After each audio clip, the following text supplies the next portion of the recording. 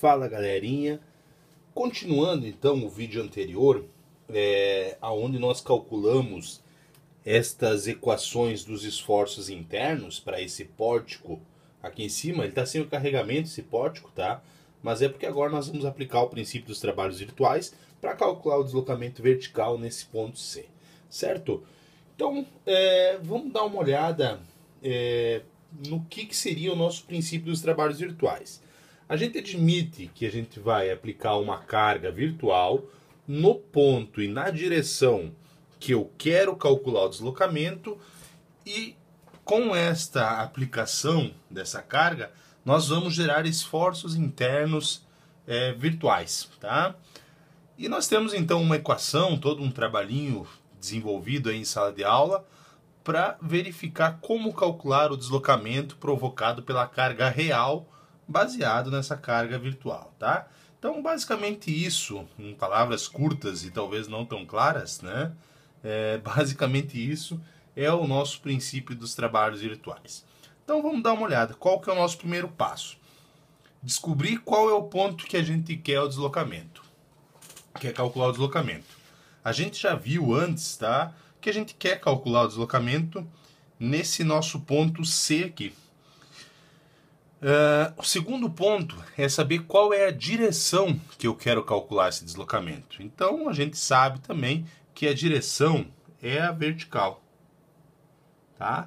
Então, a metodologia do trabalho virtual, através do princípio dos trabalhos virtuais, diz que nós vamos aplicar uma carga na direção do deslocamento. O sentido não precisa estar certo, tá? Eu posso botar essa força para cima sem problema nenhum. A gente vai chegar no mesmo resultado e a gente vai ter o valor correto. Então nós vamos botar uma carga de 1, uma carga unitária aqui no ponto C. Feito isso, precisamos calcular todos os esforços internos para que a gente seja capaz de aplicar dentro da nossa equação. Ok, pessoal? Então vamos dar uma olhada no que vai ficar nossos esforços internos para essa carga unitária aqui. Um detalhe bastante importante que a gente precisa lembrar é o seguinte, ó. Nós vamos verificar novamente as seções que nós temos, tá? Então, ó, não tem nenhuma carga aqui para mudar. Então nós temos nossa seção 1, nossa seção 2 e nossa seção 3, tá? Obrigatoriamente a gente precisa, para cada uma das seções, obedecer o sentido de análise que nós tínhamos lá dentro das equações reais, tá? Ou seja, ó, quando nós fizemos essa barra AB, a gente desenhou o diagrama de corpo livre, botou o carregamento real que a gente tinha e fez o X nesse sentido aqui, tá? Então, para essa estrutura aqui agora, só com o carregamento virtual, esse é o nosso diagrama de corpo livre, tá? Essa seção vale de 0 até os 4 metros. Nossa convenção de sinais, cortante, momento e normal, é essa aqui. Então, ó, não tem força, nenhuma força nesse corpo livre aqui, tá? Então, ó, momento igual a 0, normal igual a 0 e cortante igual a 0 para a seção 1, no caso virtual. Nessa seção 2, a gente pode exemplificar melhor o que é essa observação que eu fiz de que a gente precisa manter o sentido da nossa análise, tá? De maneira nenhuma, pessoal, nós podemos mudar isso aqui, ó. Desculpem, fiz na caneta clara. Bom, vai com a caneta clara já que eu fiz agora. De maneira nenhuma nós podemos mudar isso aqui, ó. Nós estamos aqui, nossa carga virtual tá aqui, certo?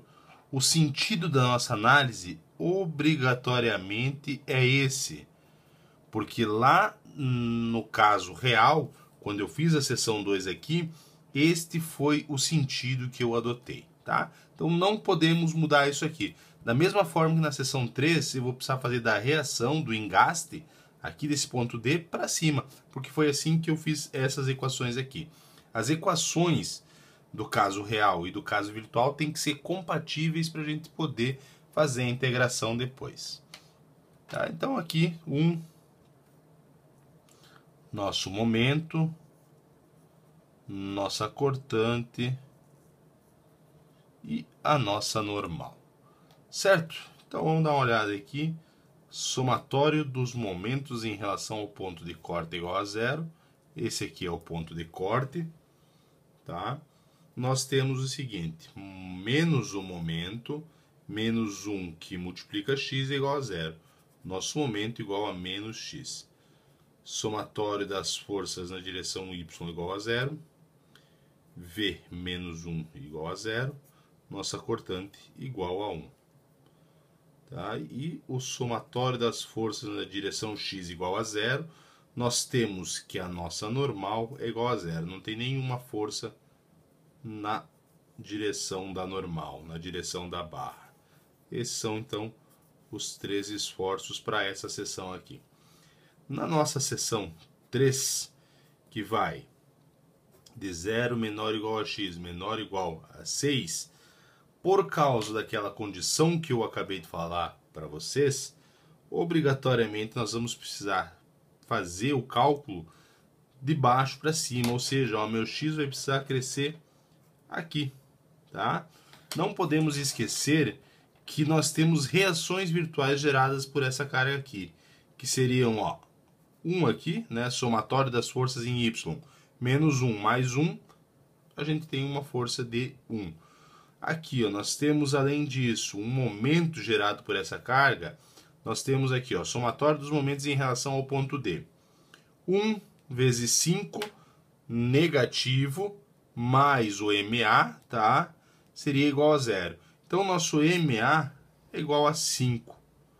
Ok? Então, essas são as nossas duas forças aplicadas nessa barra aqui. Nossos esforços internos. Aqui nós temos a cortante, aqui a normal e aqui o nosso momento fletor. Somatório dos momentos em relação ao nosso ponto de corte é igual a zero. Nós temos M mais 5 igual a zero. M igual a menos 5 aqui. Nós temos ainda somatório das forças em x igual a zero, menos V igual a zero. Cortante igual a zero, portanto, né? E somatório das forças na direção y igual a zero, normal mais 1 igual a zero, normal igual a menos 1. Esses também são os 3 esforços que nós temos aqui. Vamos agora escrever a equação dos trabalhos virtuais para que a gente tenha consciência de tudo aquilo que a gente precisa levar em consideração aqui, ó. A gente tem que o somatório das cargas virtuais vezes os deslocamentos reais é igual à integral, tá, de toda a minha estrutura, vamos botar aqui, ó, de toda a estrutura do momento real, que multiplica o momento virtual dividido pelo módulo de elasticidade vezes o momento de inércia, mais a integral também de toda a minha estrutura da normal, que multiplica normal virtual dividido por EA dx, tá? E teríamos mais coisas aqui, mas que não vêm ao caso, tá? A gente tem algumas observações para fazer em cima dessa equação aqui. Primeiro, a gente tem um termo aqui, ó, tá? Que é em relação à nossa cortante, certo? É um termo difícil de calcular e que tem um valor muito pequeno. Então a gente considera ele igual a zero. A gente vai desconsiderar a cortante. Não precisaríamos ter calculado a cortante em nenhum dos casos, tá? Ok? Alguns professores não consideram a normal, também porque ela é próxima de zero. Como a normal é um valor fácil de calcular, tá? Essa integral aqui é fácil de calcular, muitas vezes a gente acaba colocando a normal junto, tá? Então, a gente precisa identificar se o professor está pedindo para considerar normal ou não está pedindo para considerar normal. Eu vou fazer com as duas e sem a normal, tá? Para a gente ver como isso ficaria. O somatório das cargas virtuais que multiplica os deslocamentos reais, a gente aplicaria em casos mais específicos. Nesse caso, a gente vai ter isso aqui, ó. Nossa carga virtual que multiplica o deslocamento do ponto C na direção Y, que é o deslocamento que a gente está querendo achar, né? É igual a integral. Vamos falar só dos momentos agora. Na seção 1, menos 5x ao quadrado menos 12x seria o real. E o virtual é igual a zero. Então na seção 1 a gente não precisa fazer integral, porque a gente está multiplicando por zero aqui. Já na seção 2 não. Na seção 2 nós temos o quê? Ela vale de 0 a 5. Então, de 0 a 5 de menos 15x ao quadrado menos 10,5x, que multiplica menos x dx dividido por EI, mais, na nossa seção 3, integral de 0 a 6, né, que ela vai de 0 a 6, de menos 10x ao quadrado mais 120x menos 657, que multiplica menos 5 dividido por EI. Aqui teria um dx ainda que não coube, tá? Então assim, ó, pessoal, a parcela do deslocamento provocado pelo momento fletor é igual à soma dessas duas integrais.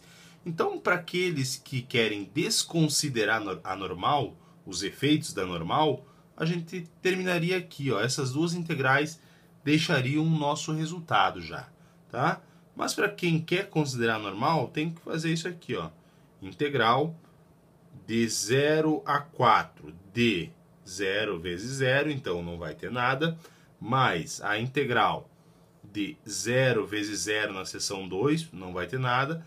E na seção 3, aqui eu puxei errado, né? Esse valor não é igual a zero, tá, pessoal? Esse valor, se vocês verem lá no outro vídeo, é menos 213, tá? Puxei ele errado aqui, kilonewtons. Portanto, nós teríamos isto aqui, ó. Menos 213, que multiplica menos 1 dividido por E vezes A dx, de 0 a 6 metros, que é o comprimento dessa nossa barra. Então aqui está a parcela correspondente ao momento fletor e aqui está a parcela correspondente à nossa normal. Ok? Então, ó, nosso deslocamento C na direção Y é igual a 9,6107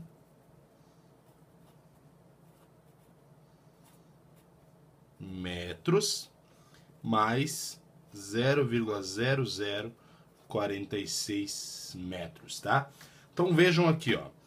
9,6107 é correspondente a essas duas integrais aqui, ok? Dessa maneira, nós conseguimos ver que a parcela de deslocamento provocado pela força normal é muito pequena comparada com aquela provocada pelo momento. Por isso que eu falei que algumas vezes justifica-se a gente considerar isso aqui, ó, próximo a zero e desprezar esse efeito aqui para não demorar muito num cálculo por pouca coisa, tá? Basicamente isso, pessoal. Então, o deslocamento total provocado por essa carga seria 9,6153 metros, tá? Lembrando, pessoal, para quem não viu o outro vídeo, ó, E igual a 205 vezes 10 na 6 kilonewtons por metro quadrado, tá? Isso aqui é pascal, né? Quilopascal, tá? O I é igual a 7,7 7,689 vezes 10 na menos 6 metros na quarta. A gente transformou, nós tínhamos milímetros na quarta, a gente tem que trabalhar tudo em metro, porque as unidades todas estão em metros, tá? Então a gente tem que multiplicar por 10 na menos 12 aquele valor que nós tínhamos. Nós tínhamos 10 na mais 6 vezes 10 na menos 12, vai ficar 10 na menos 6. A nossa área era 1,348 vezes 10 na 3. Como estava com milímetros ao quadrado, a gente tem que transformar para metros ao quadrado, e com isso a gente tem que fazer vezes 10 na menos 6. Com isso, resta para nós 10 na menos 3 metros quadrados, tá? Esses aqui foram os valores que eu substituí aqui dentro para calcular essa integral aqui. Beleza, pessoal? Novamente espero que o método tenha ajudado vocês, o vídeo, enfim, tenha ajudado vocês. Espero que deem um like aí no vídeo, espero que subscrevam o canal, tá? Novamente, dúvidas e comentários, por favor, abaixo do vídeo, tá? Eu tento responder todos eles, sem problema algum. Eu vou fazer um vídeo para calcularmos essas propriedades aqui, uma vez que no problema não foram dados, né? No problema inicial não foram dados, eu calculei antes de começar o exercício, tá? Então, uma aula sobre o momento de inércia e área. Ok, pessoal? Então seria isso, até a próxima, valeu!